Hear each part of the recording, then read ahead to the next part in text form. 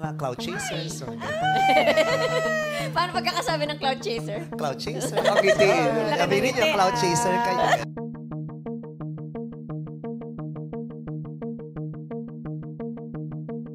Tila wala ngang katapusan ang iringan sa pagitan ni Vice Ganda at Christy Permin.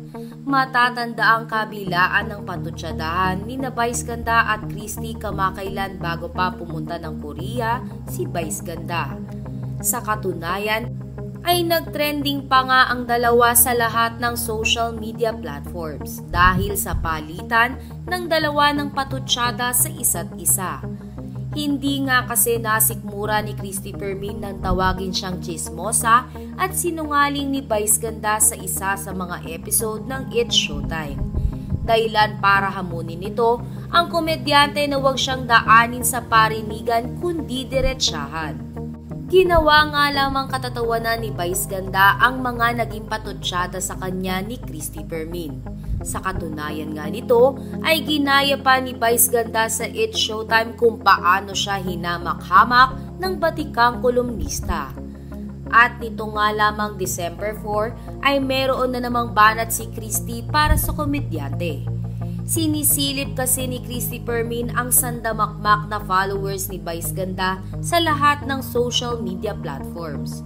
Ani ni Christy Permin ay bakit hindi tumaas-taas ang ratings ng It's Showtime kung sandamakmak naman ang followers ni Vice Ganda sa mga social media platforms. Pati nga ang mga co-host nito na sina Ann Curtis at Kim Chu ay nabanggit pa sa vlog na ito ng kolumnista.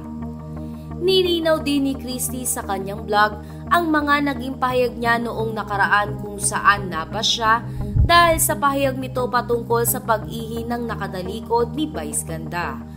Ani ni Christy ay ang kanyang ibig sabihin lamang dito ay maging matapang ang komedyante na harapin siya at hindi puro parinig lamang.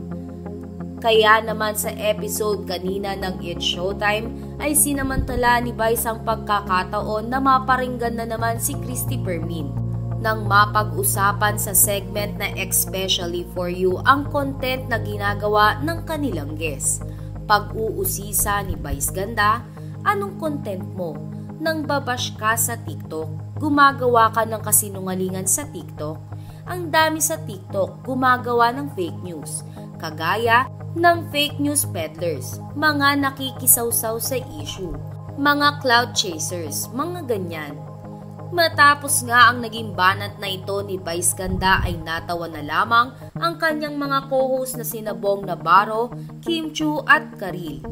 Hindi pa nga nakamove on si Kim Chu sa pagkakasabi ni Vice Ganda sa salitang cloud chaser, dahilan para ipaulit niya ito sa komedyante. Kaya naman, inulit ito ni Vice Ganda na damang-dama pa ang pagsasalita.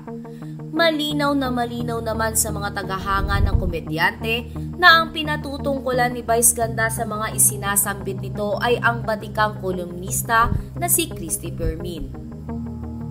Sa ngayon nga ay hindi pa naglalabas ng pahayag si Christy sa naging banat na ito sa kanya ng komedyante. Mga cloud chasers. Or Paano pagkakasabi ng cloud chaser? cloud chaser. Okay, aminin niyo, cloud chaser kayo.